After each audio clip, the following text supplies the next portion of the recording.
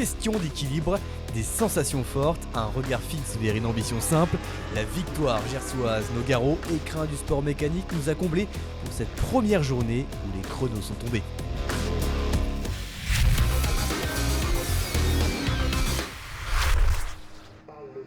À ce niveau-là, on ne parle plus de précision mais de démonstration. Joris Ingwila est venu en force, leader incontestable des 2 séances qualificatives, même sur une piste légèrement humide le matin. Un ovni des pistes. Derrière, tous ont du mal à suivre. Charles Aubry fait le forcing, il termine 2ème et 3ème des séances chrono.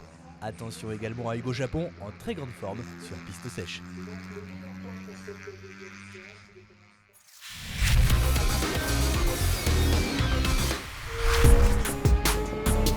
Décidément, on ne les tient plus. Les as du super sport ont tenté des coups de poker toute la journée. Roi de la première séance de justesse, un certain Hugo Casadessus qui fait le temps de référence le matin. Le joker se cache, Cédric Tangre qui revient de blessure, réalise le 7ème temps et arrache la pole position l'après-midi. D'autres ont pourtant encore les cartes en main. Peter Polesso va partir 2ème pour la première course du dimanche, suivi de Guillaume Antica.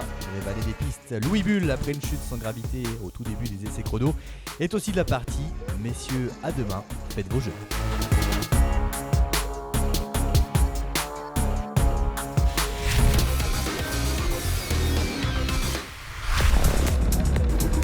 Une pincée de Guarnoni, un zeste de forêt, saupoudrez le tout par un extrait de Gignès et vous obtenez la recette des essais chrono du samedi à Nogaro. Autant vous le dire tout de suite, on a dégusté du bon. Guarnoni est allé au charbon le matin, il fait le temps de référence sous la pression de David Checa, soifé de victoire.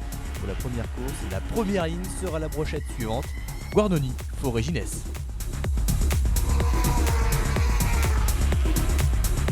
Guarnoni est à point, il réalise même un record de piste. Bref, les carottes ne sont pas cuites et vivement le dessert demain.